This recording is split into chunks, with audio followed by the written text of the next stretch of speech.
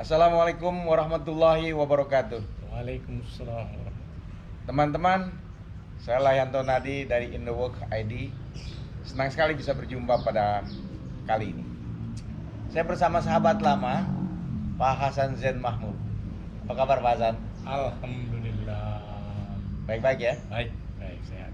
Mengenal beliau ini lebih dari 40 tahun. Karena ketika Bursa Efek Indonesia masih tradisional sekali, itu kita sudah mulai meliput ya tahun 77 ketika mulai diaktifkan kembali. Dan ketika saya menjadi wartawan tahun 89, nah disinilah saya berkenalan dengan Pak Hasan. Nah di situ beliau menjadi Kepala Biro Transaksi Efek dari Bapepam, yaitu Badan Pengawas Pasar Modal. Jadi namanya Badan Pengawas Pasar Modal ya Pak Hasan ya. Betul. Jadi kalau pagi-pagi kita berkeringat karena harus lari dulu di Monas. Nah, Pak Hasan cerita dong waktu kita di Bursa Efek Jakarta di Merdeka Selatan 14. Bagaimana itu transaksi tradisional sekali? Iya. Jadi kita Bursa Efek menjadi swasta pada tahun 91. Efektifnya 92. Kita ambil alih dari pemerintah. Pada saat itu transaksi sudah menggunakan papan tulis. Jadi tidak ada lagi periode chop-chop outright yang masih sangat di Bapepam. Ya. Udah papan tulis, lalu mereka menulis di papan tulis. Asik memang pada tahap-tahap pertama, tapi ketika kemudian sahamnya banyak, papan tulisnya nggak cukup, lalu kemudian kita naikkan papan tulis di atas. Iya. Dan puncak keriuhan itu ketika Indosat Go Public pada tahun 94. Ya. Jadi orang mau menulis rebutan saling sikut. Akhirnya dilakukan kita di BIJ mengundi siapa yang nulis duluan. Ya. Wah, itu memang bukan baik. Tapi saya kira itu pangkal yang merupakan desakan agar kemudian bertransformasi menjadi electronic stock exchange pada tahun 95. Ya, itu 95 ya. Kembali ke 89 Pak ya, ketika booming itu kan sebenarnya berdasarkan dampak dari Pakto dan Pakdes ya. Pakdes 97, Pakto 88, ya kemudian Bank Muda, ya Go Public Muda. 89 berdampak lah booming di situ. Orang Go Public semua. Dan ketika IPO, harga saham perdana sampai ke secondary market luar biasa naiknya. Betul. Ya, saya ingat Astra harga saham perdananya itu 14.850. Listing 33.000. Bank yang biasa saja lah waktu itu banknya Pak Harto ya, Bank Duta 8.000 naik ke 12.000. Waktu itu pun banyak saham lainnya. Nah begitu ditransaksikan, Bapak bilang tadi lucunya ya masih manual ya. Dan manual begitu Bapak bilang naik tangga, ya, ada garis-garis yang naik sebagai mencatat. Nah, di bawah pialang-pialang lain melihat bagaimana garis itu mencatat saham itu ya. Gimana? Masih kan tadi cerita itu Pak? Ya, bukan cuman sekedar yang di bawah, yang lebih ramai itu di atas. Gimana? Nah, di atas bursa itu kan ada galeri dengan kamar kaca. Kan? Ya. Di sejak banyaknya petugas-petugas cantik pakai rok mini itu naik ke atas, itu para penonton galeri bawa kicker melihat itu. Tapi bagus itu yang membuat bursa jadi ramai. Iya. Nah, jadi itu kisah-kisah zaman dulu dan masih manual Pak. Saya mencatat juga dengan catatan-catatan tersendiri untuk saya hitung berapa transaksi pada hari itu. Apa yang big sell ya, kemudian berapa itu transaksi harian sampai mingguan. Kita itu pakai kalkulator. Baru kita tulis di media, kemudian sampailah kepada masyarakat. Nah, di Bapak Pam sendiri bagaimana ceritanya? Banyak sih sebenarnya kesan-kesan itu. Antara lain ketika mulai booming tahun 88-89. Iya. Itu sebelumnya kita menghitung indeks itu kan pakai kalkulator. Iya, betul. Seperti yang saya lakukan itu. Akhir bisa 15 menit. Nah, pada tahun 88 akhir itu sampai jam 2 malam kita pakai kalkulator, indeksnya nggak ketemu. Iya. Jadi situlah kita kemudian nodong untuk mendapatkan 2 perangkat komputer pada tahun 89. Iya. Terbantulah kita. Padahal waktu itu saham yang dicatatkan baru 100-an. Saya kira mungkin masih kurang dari 100-an waktu itu. Iya. 92 itu ketika yang saya ingat betul itu ketika bursa swasta kita mencapai 192. Iya, betul. 95 itu.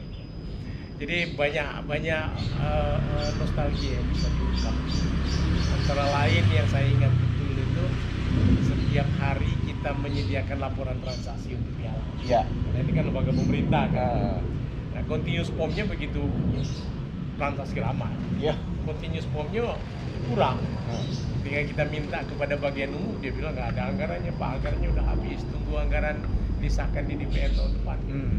Harus jalan. Iya. Jadi di situ bermanuver saya harus mengatakan ini pribadi saya. Kemudian kita kumpulkan anggota bursa, kita tolong. Hari ini Anda menyediakan continuous form, besok Anda. Gantian aja ya gitu. Jadi betul-betul nolong. Tapi kalau nggak jalan. Iya. Jadi ya itulah dinamika masa muda. Ya, tapi tidak akan terjadi seperti sekarang kalau proses-proses terdahulu itu kita tidak lalui, Pak, ya. Betul. Oke. Di swasta, pertama kali swastamisasi ya, apa latar belakangnya sih Pak? Kan lucu juga waktu itu Menteri Keuangan sendiri sebenarnya tidak merekomendasikan Bapak sebagai direktur utama. Oh, ini dua hal. Eh. Bahwa swasta itu salah satu pilihan yang tidak mungkin terhindarkan. Ya. Yaitu salah tadi. Misalnya contoh lain, ketika ada anggota bursa baru. Nah. Uang bursa itu kan milik pemerintah. Iya. Dulu booth yang disediakan buat anggota bursa itu disediakan juga melalui anggaran. Ketika anggarannya habis, lalu kemudian nodong lagi. Saya katakan pada mereka, ini kantor milik negara, karena tidak ada anggaran, Anda bikin booth sendiri, bentuknya seperti ini, desainnya seperti ini, tempat Anda di situ. Jadi bisa dibayangkan bahwa di kantor pemerintah ada aset pemerintah berbaur dengan aset swasta. Iya. Itu sesuatu yang sangat tidak sehat. Nah, oleh sebab itu terasa betul bahwa tidak bisa lain pelayanan bursa itu harus menjadi swasta. Itu satu sisi. Jadi swasta itu sesuatu yang keniscayaan pada tahap itu, agar bursa tidak deadlock. Nah, persoalan figur, ya apa boleh buat, karena memang dulu di zaman muda Hasan terkenal temperamental, tidak mau kompromi, tidak kena apa gitu, tangan besi dalam segala macam untuk menjalankan yang wajar-wajar. Tapi yang membanggakan adalah dari kacamata anggota bursa sebagai pemegang saham hanya ada satu nama, Hasan, tidak ada yang lain. Dari kacamata pemerintah, kata almarhum Pak Martin, Pak JB kemarin ada bilang nama Hasan itu dari kacamata. Betul, nggak ada yang mau. Kalau ada yang mau barangkali enggak. Ya, itu menarik. Jadi memang ketika itu tidak ada alternatif kecuali Pak Hasan. Dan begitu Pak Hasan membuat PT Bursa Efek Jakarta, maksudnya BJ. Kemudian dia bilang, lain, saya mau bikin perusahaan nih, swasta. Terus kita mau pindah gedung. Kita tidak punya logo. Pak bilang kepada saya, coba buatkan logo. Lah, pertama itu saya buat logo PT Bursa Efek Jakarta ya. Jadi logo yang pertama itu. Kemudian diresmikan oleh Pak Marlin ya, pindah ke gedung di SCBD sekarang. 2 tahun kemudian saya ubah lagi logonya. Sekarang sudah berubah menjadi yang sekarang. Jadi itu saya kira bagian dari sejarah perjalanan panjang kita. Nah, begitu swasta Pak, apa yang paling menarik? Perkembangan yang luar biasa. Perkembangan luar biasa. Jadi pertama kebebasan, karena tadinya pemasukan yang masuk ke kas negara, masuk ke bursa. Nah, ternyata pada 9 bulan pertama, karena kita beroperasi itu praktis baru bulan April tahun 92. 9 bulan pertama tahun 92, Bursa Efek menjadi salah satu pembayar pajak, 200 pembayar pajak terbesar. Jadi mereka tahu begitu besarnya potensi penghasilan bursa. Nah, satu sisi yang positif, kita bisa merencanakan perbaikan infrastruktur bursa, mulai dari gedung sampai komputerisasi dan lain-lain. Tapi dari sisi yang lain, kemudian yang tadinya tidak ada yang tertarik sama bursa, sekarang dia menjadi gula yang dikerubutin banyak semut, itu luar biasa. Dahsyat Pak. Dasar. Karena sekarang kapitalisasi pasar sudah 7.000 triliun. Betul. Bayangkan pertama kali berapa kapitalisasi pasar kita dulu? Saya suka guyon begini kalau sesama teman-teman bursa. Saya bilang, kalau Anda mencari sebuah perusahaan atau konglomerasi bahkan sekarang yang omsetnya 10 triliun setahun, itu tidak gampang. Di Bursa Efek itu belasan triliun per hari. Jadi nilai real, sektor real itu dimonetisasi ke bursa. Itu sebabnya saya suka ngompori teman-teman investor, pekerjaan yang paling menarik. Lalu bagi pekerja adalah pekerjaan sampingan yang paling menarik. Bagi pensiunan seperti saya, pekerjaan yang paling menarik itu adalah jadi investor di pasar modal. Bukan main. barangnya tidak pernah busuk, pasarnya ikut kemana kita pergi sepanjang ada internet, tidak perlu pembukuan, tidak perlu kantor, tidak perlu anak buah. Anda bisa dari WC melakukan transaksi Dari WC? dari WC, Dari makan, dari masjid. makan, di bandara, di stasiun kereta api, uh. dan itu yang saya lakukan. Luar biasa. Nah, cuma dibutuhkan 3 hal itu saja. Ya. Kalau saya selalu mengatakan DKW, duit, kemampuan, waktu. Iya. Duit ya iyalah, kalau nggak ada duit jangan masuk ke bursa lah. Masalah waktu saya kira bukan constraint apa-apa karena teknologi sudah memungkinkan. Betul.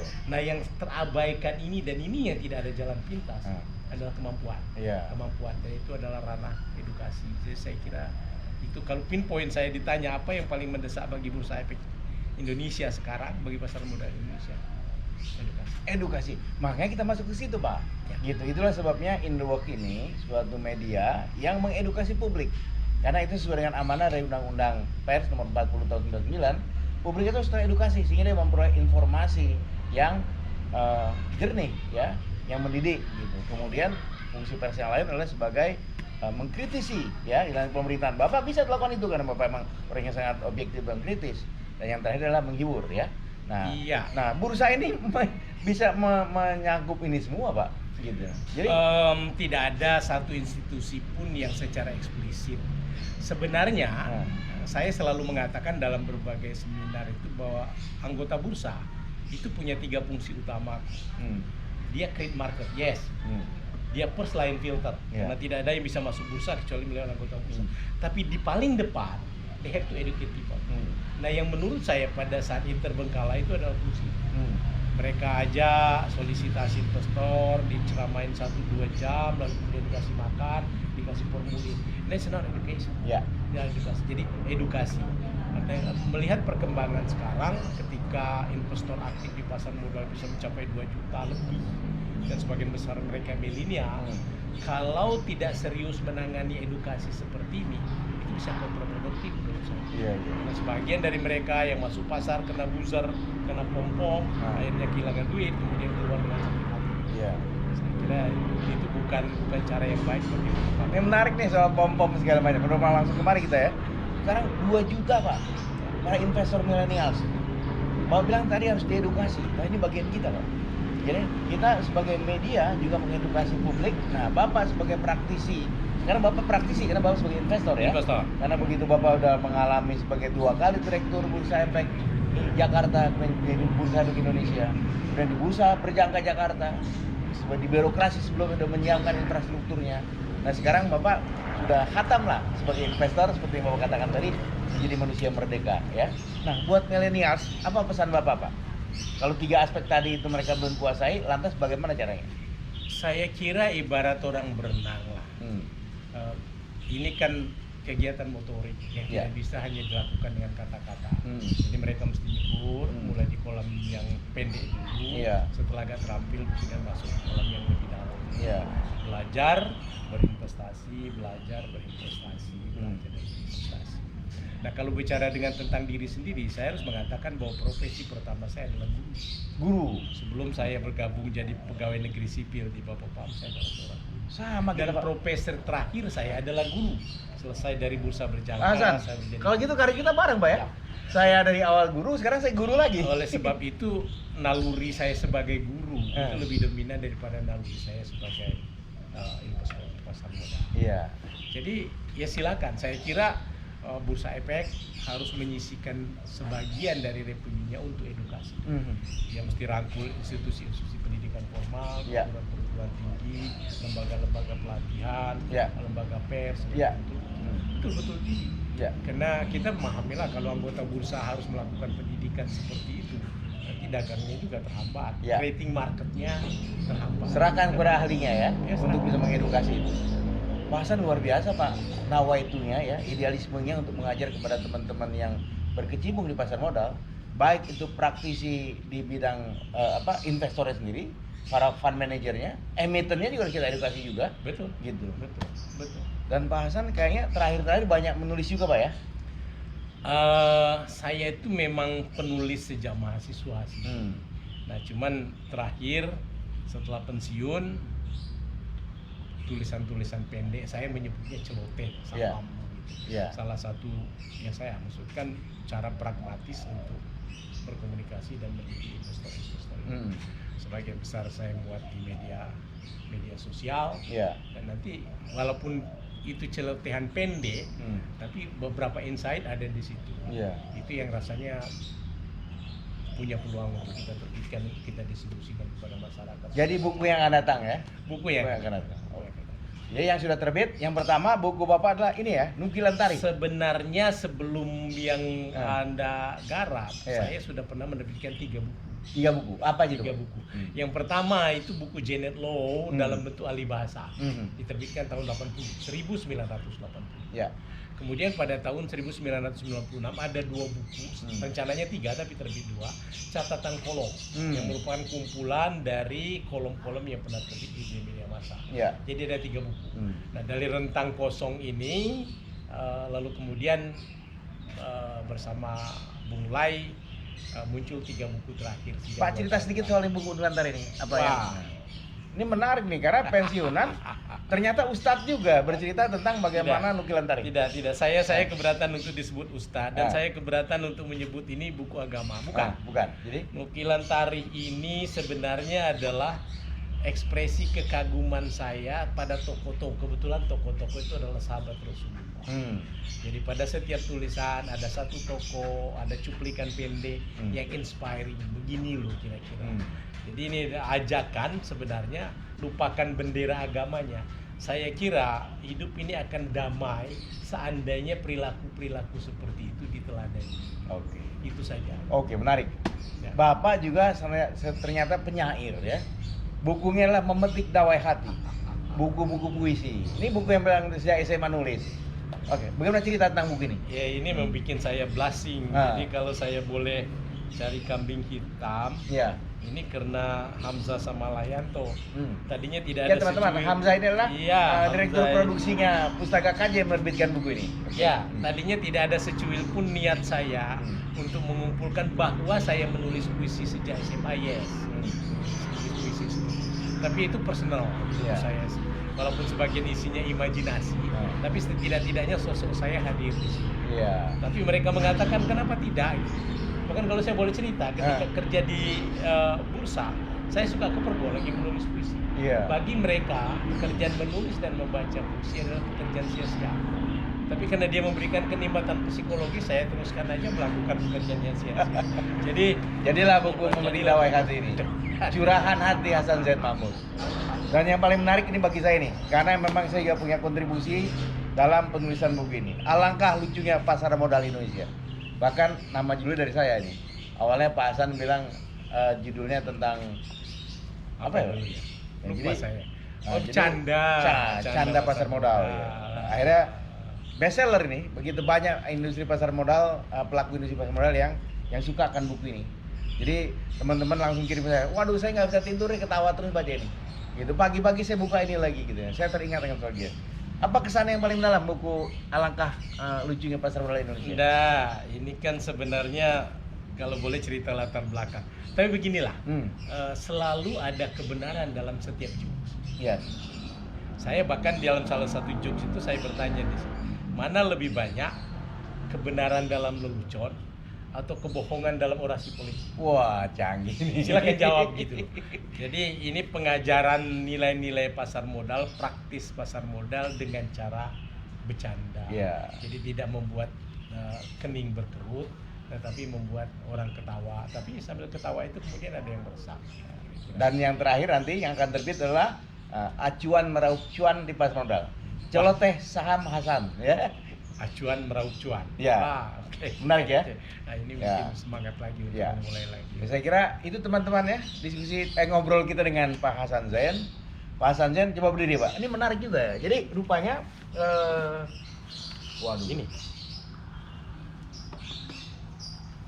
ini Pak Hasan sekarang menulis sebagai penulis kolom di Indowork. Jadi ada kanal bisnis di situ membahas tentang pasar modal. Kalau yang ini Pustaka KJ adalah penerbit penerbit buku yang ditulis oleh Pak Hasan. Ini yang keren nih. hidup ini perlu infrastruktur ya. Karena apa? Kita perlu air, kita perlu jalan, kita perlu listrik, kita perlu komunikasi. Nah, kalau kita lengkapi itu semua, maka hidup kita akan menjadi nyaman.